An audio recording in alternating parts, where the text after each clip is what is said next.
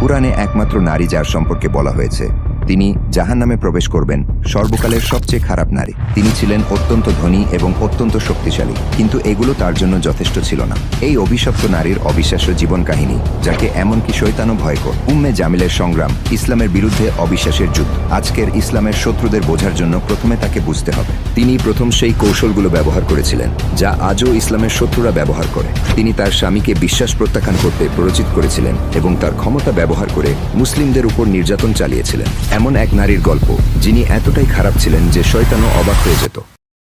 কে ছিলেন সেই নারী যাকে আল্লাহ তাআলা কোরআনে অভিশপ্ত হিসেবে উল্লেখ করেছেন তা কিছুক্ষণের মধ্যে জানতে চলেছেন। তাই আমাদের সাথেই থাকুন এবং শুনতে থাকুন সেই চাঞ্চল্যকর কাহিনী যা আপনার হৃদয়কে নাড়িয়ে দিবে। উম্মে জামিল জন্মেছিলেন কুরাইশ গোত্রে, মক্কার সবচেয়ে শক্তিশালী গোত্রগুলোর একটি। তার পিতা হাব্ব ইবনে উমাইয়া ছিলেন মক্কার সম্মানিত নেতাদের একজন। এমন পরিবারে জন্ম নিয়ে তিনি বড় হয়েছিলেন প্রাচুর্য আর মর্যাদার মাঝে।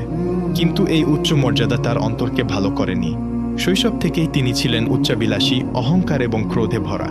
অল্প বয়সে তিনি বিবাহ বন্ধনে আবদ্ধ হন আবু লাহাবের সাথে, যিনি ছিলেন আব্দুল মুত্তালিবের পুত্র।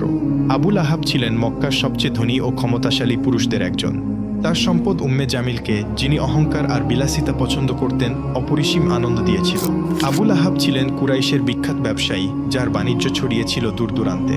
উম্মে জামিল এই সম্পদ ব্যবহার করে মক্কার সবচেয়ে আলোচিত নারীদের একজন হয়ে উঠলেন।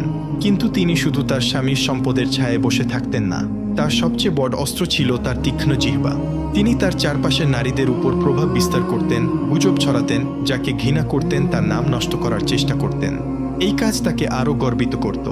কিন্তু আসল সত্য ছিল, তিনি ভয় পেতেন, তার ক্ষমতা আর মানুষের সম্মান হারানোর ভয়।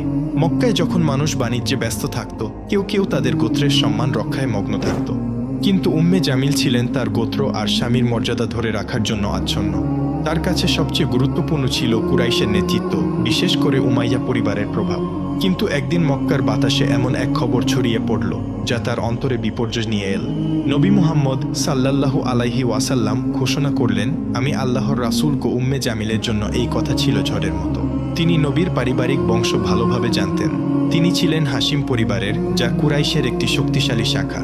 কিন্তু যদি তিনি সত্যিই নবী হন, তাহলে তার ক্ষমতা কি বিপদে পড়বে না? তার জন্য এটি সত্য মিথ্যার প্রশ্ন ছিল না, এটি ছিল নিয়ন্ত্রণের লড়াই। যদি ইসলাম মক্কায় ছড়িয়ে পড়ে, কুরাইশের শাসন ভেঙে যাবে আর তার গর্বের জগৎ ধুলায় মিশে যাবে। তাই তিনি ইসলামের বিরুদ্ধে লড়াইয়ে নেমে পড়লেন, প্রথম নারীদের একজন হিসেবে। তার স্বামী আবু লাহাব ইতিমধ্যেই নবীর বিরোধিতা শুরু করেছিলেন, কিন্তু উম্মে জামিল এই ঘৃণাকে আরও তীব্র করলেন।